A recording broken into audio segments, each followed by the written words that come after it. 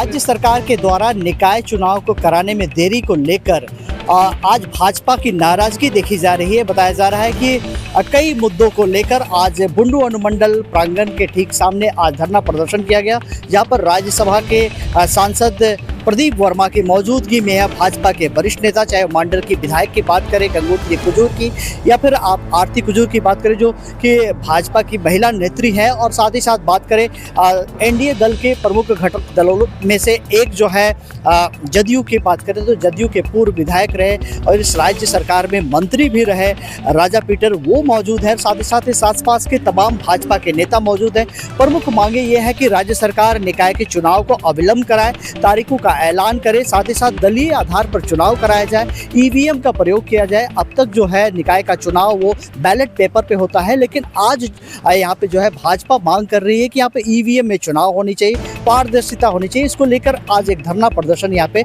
अनुमंडल कार्यालय के ठीक सामने रखी गई। तो हम लोग सीधे तौर पे नेताओं से जुड़ेंगे, उनसे बातें करेंगे। तब तक के लिए आप आर्यन झारखंड में बने रहिए। मैं पंकज आर्या आपको रिपोर्टिंग दे रहा हूँ बुंडू से। यहाँ पर एक दिवसीय धरना क्या है? देखिए, नगर निकाय का कार्यकाल समाप्त हुए 3 वर्ष हो गए। कोर्ट ने बहुत पहले आदेश दिया था कि ट्रिपल टेस्ट करा करके आप तुरंत नगर निकाय का चुनाव कराइए, लेकिन झारखंड सरकार ने लगातार लापरवाही की और कोर्ट के आदेश की भी अनदेखी की। जनप्रतिनिधियों को, निवर्तमान जनप्रतिनिधियों को कोर्ट जाना पड़ा, और कोर्ट ने जब डंडा चलाया तब ये बेमन से ये चुनाव कराने की प्रक्रिया प्रारंभ किए हैं। अभी तक जो इनकी योजना सामने आई है उसमें इनकी मंशा ठीक नहीं लग रही है। भारतीय जनता पार्टी झारखंड प्रदेश के निर्देश पे आज भारतीय जनता पार्टी रांची ग्रामीण जिला ने यहाँ बुंडू अनुमंडल कार्यालय के समक्ष एक दिवसीय धरना का आयोजन किया। इस धरना के माध्यम से झारखंड सरकार से हमने 3 मांगे रखी हैं। पहला कि नगर निकाय चुनाव की तिथि तुरंत घोषित करो। 3 वर्ष का विलंब हो चुका है और विलंब स्वीकार नहीं है, तुरंत घोषित करो। दलीय आधार पे चुनाव कराओ। पूरे देश में धीरे धीरे दलीय आधार पे चुनाव हो रहे हैं। इससे जनता के समक्ष एक अच्छा जनप्रतिनिधि चुनने का विकल्प उत्पन्न होता है। दलीय आधार पे चुनाव कराओ। और तीसरा, ईवीएम से चुनाव कराओ। बैलेट पेपर का जमाना लद गया। बूथ कैप्चरिंग, काउंटिंग में दिक्कत, परिणाम आने में देरी, कई प्रकार की खामियों के कारण भारत में बैलेट पेपर समाप्त किए गए। पूरी दुनिया में आज भारत के ईवीएम से कराए गए चुनाव की प्रशंसा हो रही है। दुनिया के कई देश भारत में जिस प्रकार से ईवीएम से चुनाव कराए जाते हैं उस पद्धति को वो सीख रहे हैं, अपना रहे हैं। ऐसे में बैलेट से चुनाव कराना सरकार की मंशा पर प्रश्न चिन्ह खड़ा करता है। तो आज इस एक दिवसीय धरना के माध्यम से बड़ी संख्या में कार्यकर्ता उपस्थित हुए। हमारे नेता राजा पीटर जी यहाँ उपस्थित हुए। हम सबों ने सरकार से मांग की है कि हमारी इन 3 मांगों पर आप गंभीरता पूर्वक विचार कीजिए और इन मांगों को मान लीजिए, अन्यथा इन मांगों को मनवाने के लिए हम हर प्रकार का आंदोलन आगे करने वाले हैं। हेमंत सरकार कहती है कि हम बहुत अच्छे काम कर रहे हैं, क्या लगता है आप लोग को? क्या अच्छे काम खुद करते हैं? देखिए, पिछले 6 वर्षों से इस राज्य में एक बड़े जनमत के साथ हेमंत सरकार शासन कर रही है।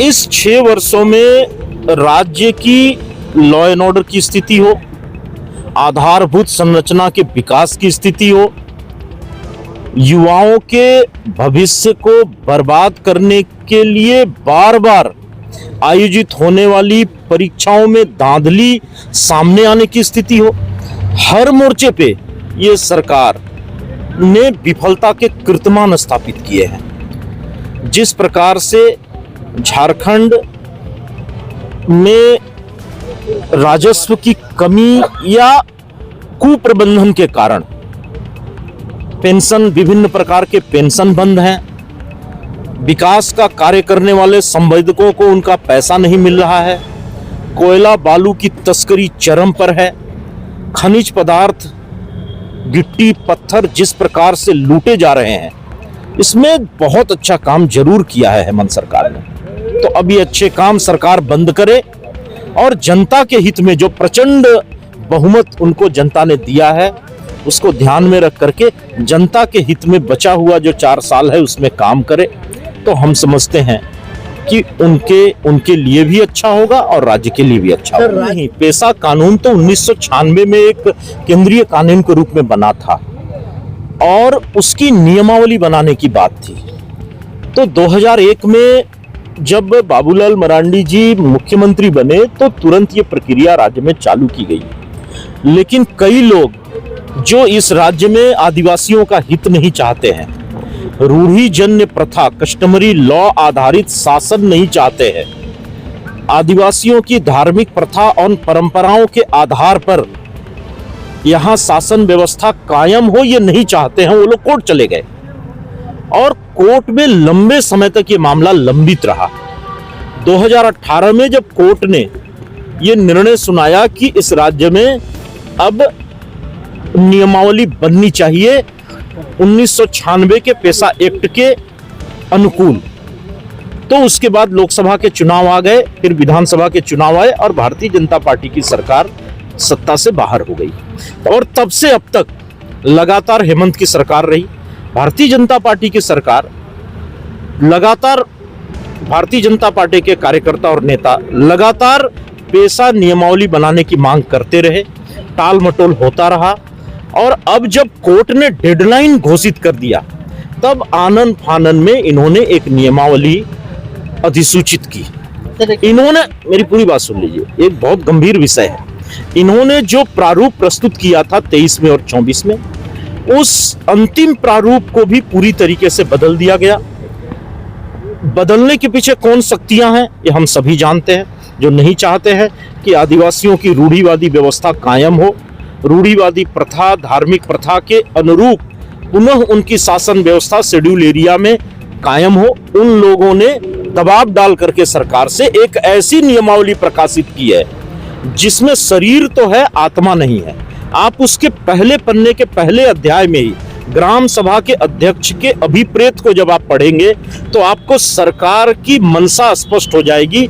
उसमें उन्होंने पारंपरिक व्यक्ति लिखा है, पारंपरिक व्यक्ति नहीं, एक्ट 1996 का पेशा एक्ट की धारा 4 क स्पष्ट कहती है, रूढ़िजन्य विधि, धार्मिक प्रथा एवं परंपरा, इसको विलोपित करते हुए केवल पारंपरिक व्यक्ति लिख दिया गया। ये अपने आप में सरकार की मंशा को उजागर करता है।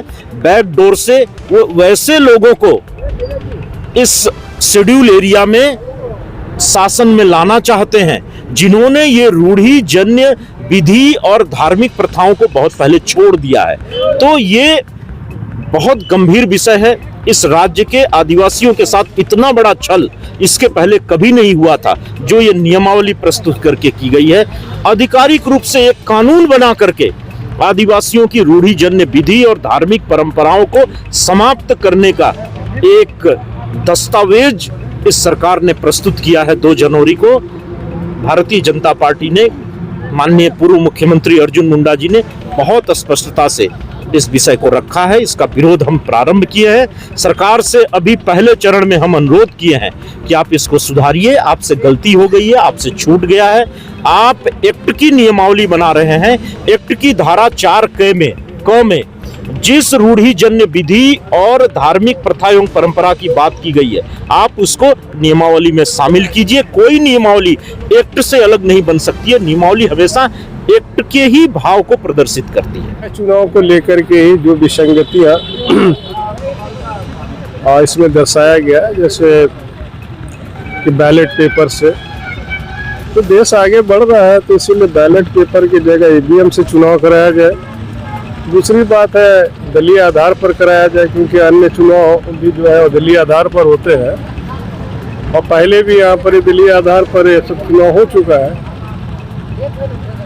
तो इन्हीं सब बातों को लेकर के एक दिवसीय धरना, क्योंकि हिंदुस्तान जो है भारतवर्ष में पहले अनुनय विनय किया जाता है, तो ये धरना एक संकेत है कि आप मेरे निवेदन को मान लीजिए और इस पर सुधार कीजिए। इसी क्रम में एक दिवसीय धरना का आयोजन किया। नहीं मानती सरकार या फिर तो इसी तरह से आंदोलन और बढ़ेगा। सरकार पर काफी प्रहार करते हुए आप भी नजर आए, क्या कहना है? सरकार पर प्रहार मैं इसीलिए कर रहा हूँ कि हर चीज केंद्र सरकार के ऊपर में राज्य सरकार डाल दे रही है कि केंद्र सरकार हमको पैसा मुहैया नहीं करा रही है। आम जनता को ये बातें मालूम नहीं है, लेकिन आम जनता ये चीज देख रही है कि पूरे राज्य में 2 नंबर लॉटरी हो रहा है, अवैध बालू का कारोबार हो रहा है, तो आप इसको लीगलाइज कर दीजिए। इससे जो पैसे आएंगे उसको आप राज्य का उन्नति, राज्य का प्रगति में लगाइए। दारू पर भी कई बात की है आपने कि जबकि दारू मंत्री आप भी थे 2018 में। शराब पर आप शराब का दुकान का संख्या बढ़ा रहे हैं, दूध का दुकान तो कम हो जा रहा है। अब जब शराब से राजस्व कमाना चाहते हैं तो बालू से क्यों नहीं, लॉटरी टिकट से क्यों नहीं? देश के अन्य राज्यों में भी तो लॉटरी चल रही है, लीगल वे में चलाइए। बुंडू पहुंचे, किस तरह का कार्यक्रम रहा और कैसा आज समर्थन लोगों का मिला? ये बुनू अनुमंडल के प्रांगण में जो नगर निगम, नगर निकाय और नगर पंचायत के चुनाव में ये झारखंड सरकार जो विलम्ब कर रही है, अनावश्यक विलम्ब कर रही है, और उसकी मंशा कहीं से भी यहाँ जनता की जो समस्या है, जनता के जनहितों पर कहीं नहीं है। बार बार मांग करने के बाद और बार बार जो कोर्ट के, हाई कोर्ट के फटकार के बाद वो नगर निकाय चुनाव की बात तो करी, लेकिन इतना गोल गोल घुमा रही, तो गोल गोल घुमा के उसको मिलता क्या है? सीधा सीधी इनका नगर निकाय चुनाव की बात है। नगर निकाय चुनाव की बात है तो तिथि की घोषणा कीजिए, तैयारी कीजिए, आधी अधूरी तैयारी।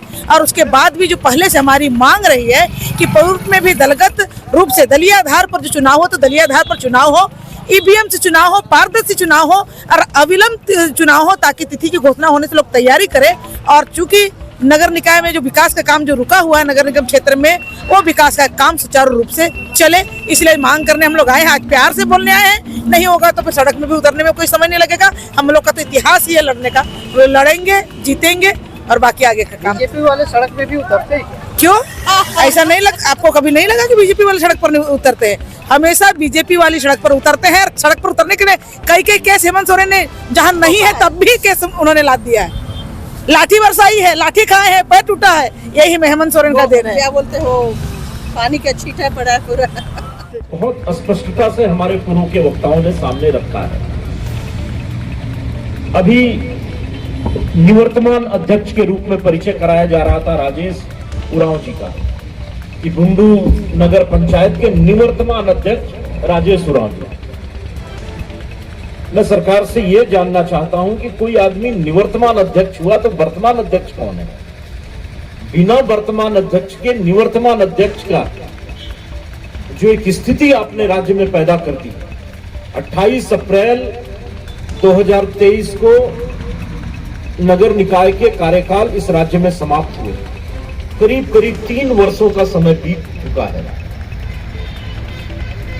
चुने हुए लोग निवर्तमान हो चुके हैं और वर्तमान का कोई पता नहीं। कोर्ट ने आदेश दिया था कि ट्रिपल टेस्ट करा करके जल्द से जल्द देश भर में नगर निकाय के चुनाव कराए जाए। बहुत सारे राज्यों ने करा लिया। आप हमेशा की बात फिसड्डी साबित हुए, और अब जब ये जनप्रतिनिधि कोर्ट गए, कोर्ट का डंडा पड़ा आपके ऊपर, तब आपने थोड़ी बहुत बेमन से प्रक्रिया प्रारंभ की। और प्रक्रिया भी क्या प्रारंभ की? तिथियां घोषित नहीं की, अभी तक आरक्षण घोषित नहीं किया पूरी तरीके से। कई जगह अभी भी आरक्षण घोषित होना बाकी है। और आपने जो घोषणाएं की वो हमारे लोकतंत्र को खत्म करने वाली घोषणाएं की, लोकतंत्र को पीछे ले जाने वाली घोषणाएं की। पूरी दुनिया आगे बढ़ रही थी। हमारे एक पूर्व के वक्ता ने बड़ा अच्छी बात कही कि आज जब विकसित भारत और डिजिटल इंडिया की बात हो रही है, ऐसे में आप 50 साल पीछे जाकर के बैलेट पेपर के युग में लौटना चाहते हैं। और आप इसलिए लौटना चाहते हैं क्योंकि आपने जिनके साथ गठबंधन किया है वो इसी काम के एक्सपर्ट रहे हैं। राष्ट्रीय जनता दल जो आपका एक सहयोगी दल है इस राज्य में, राजद, उसके नेता लालू जी ने एक बार बिहार में कहा था कि बैलेट बॉक्स से मैं जिन्न निकालता हूं। ये जिन्न निकालने वाले लोगों का साथ आपको मिला है इस राज्य में, और शायद इसीलिए आप फिर से वो जिन्न निकालने की दृष्टि से आप बैलेट पेपर से चुनाव कराना चाहते हैं। हमारे पूर्व के वक्ता ने बड़ी अच्छी बात कही कि ये जो आपने जनादेश हासिल किया है इस राज्य में शासन करने का, वो एक प्रकार से घूस दे करके आपने ये जनादेश हासिल किया। हमारे राम कुमार जी बोल रहे थे कि आपने पहले एक सूची प्रकाशित की और उसमें आपने राज्य के महामहिम माननीय राज्यपाल महोदय जी से मैंने मुलाकात की थी। हमारा झारखंड सरकार है बार बार चिल्ला कर कह रहा है कि केंद्र की सरकार हमें पैसे नहीं दे रही, हमारा इतना पैसा बाकी है। लेकिन दूसरी तरफ पिछली गली से अभी एक बहना बता रही थी कि कांची का पाए बालू जो है उसको बेच रही है। हेमंत जी, ये कांची का बालू से जो रेवेन्यू आपको मिलता उससे भी तो आप यहां पर बहुत सारे काम कर सकते थे। इसका जो रेवेन्यू का पैसा है वो दूसरे हाथों पे चला जा रहा है। शायद जो यहाँ के मतदाता भी नहीं है उनके पास भी चला जा रहा है। मेरा कहना है कि ये बालू पर जो अवैध कमाई हो रहा है और खासकर सरकार से जुड़े हुए हमारे विधायक महोदय जी है, उनकी चर्चा बहुत जोर शोर से हो रही है। कम से कम उसका इज्जत बचाने के लिए, सरकार का इज्जत बचाने के लिए, अपना इज्जत बचाने के लिए बालू का अवैध कारोबार तो बंद कर दीजिए। और दुर्भाग्य है हमारा कि देश की कई राज्य, मोबाइल में भी आप लोग देख सकते हैं, केरल में 25 करोड़ का एक बम्पर लॉटरी चल रहा है। ये जो 2 नंबर का लॉटरी बुंडू से लेकर के पूरे राज्य में चल रहा है, कहीं पर सबका नाम बंगाल से, कहीं डियर बंगाल, कहीं बियर बंगाल, कहीं हियर बंगाल। ये लॉटरी को आप चालू ही कर दीजिए, 1 नंबर पे कर दीजिए, जो भी इसका रेवेन्यू होगा सरकार के खाते में आएगा। जब सरकार के पास आएगा तो इस राजस्व के पैसे से आप पूरे झारखंड में कहीं भी बड़ी बड़ी इंफ्रास्ट्रक्चर खड़ा कर सकते हैं। कम से कम बुंडू का बस स्टैंड तो बन जाएगा जहां सारी सुविधाएं होगी। NH33 में यहाँ पर देश की प्रथम नागरिक, इसका भी सफर होता है, प्रधानमंत्री जी का भी आवागमन होता है, आप भी आना जाना करते हो। और आपके जो सरकार में मंत्री महोदय तो बार बार सायरन बना करके इसी रोड से चलते रहते हैं। वो तो देखेंगे कम से कम कि हाँ, बुंडू का बस स्टैंड सर्व सुलभ साधन है, यहाँ पर हर चीज है। कहने का तात्पर्य मेरा है कि जो कुछ भी आप अवैध तरीके से कर रहे हैं उसको लीगलाइज कर दीजिए। दूध की दुकान कम हो गया, शराब की दुकानें आपने बढ़ा दी। मैं भी इस राज्य में शराब का ही मिनिस्टर था, तब 100 दुकानें थी, आपने आज 1000 कर दिया। उसका भी रेवेन्यू आप गांव स्तर में, आदिवासी बहुल क्षेत्र में भी आप बेचने की प्रक्रिया लगा रहे हैं। हमने कभी विरोध नहीं किया, क्योंकि आपको राजस्व आना चाहिए। और राजस्व जब तक नहीं आएगा, सरकार के पास पैसा नहीं होगा, तब तक आप अपने कर्मी को तनख्वाह भी नहीं देंगे। और बिन क्या बोलते हैं, भूखे पेट भजन न हो गोपाला, सबको काम का दाम चाहिए। दाम देने के लिए आप सही तरीका अपनाइए, हर गलत को भी लीगलाइज कर दीजिए, लेकिन जनता का नजर में रहना चाहिए। वो पैसा किसी एक थाने पे नहीं जाए, वो पैसा आपके दरवाजे पे ना पहुंचे, वो पैसा सरकार के खाते में है और सरकार राज्य की जनता के हित में उसको लगाए। आइए, इस वक्त जो हम लोग बुंडू में मौजूद हैं, धरना प्रदर्शन जो चल रहा है ये बीजेपी का, और उसी दौरान हम लोग जुड़ते हैं मांडर की पूर्व विधायक से जुड़ते हैं। किस तरह का कार्यक्रम है मैडम? देखिए, ये जो नगर निकाय चुनाव को लेकर के हम लोग ये धरना और प्रदर्शन में लगे, क्योंकि ये 3 साल पहले, जैसा आप यहाँ पे थे तो सुनेंगे भी और जानकारी भी है आपको कि 3 साल पहले होना था ये नगर निकाय चुनाव। लेकिन 3 साल तक निवर्तमान, जैसे आपने सुना कि निवर्तमान जो हमारे जनप्रतिनिधि हैं वो हैं, लेकिन जो वर्तमान में है कौन है, कहाँ है, इसका मतलब है कि ये चुनाव हुआ ही नहीं। तो इसका मतलब क्या है, क्यों नहीं हो पाया ये चुनाव? तो झारखंड में जो झारखंड सरकार बैठी है, हेमंत सरकार जो बैठी है, उनका एक मकसद रहा है कि इसके माध्यम से जितना देर हम करेंगे, ये सारा जो पावर था जनप्रतिनिधियों का, वो पावर अफसर के हाथ में आ गया।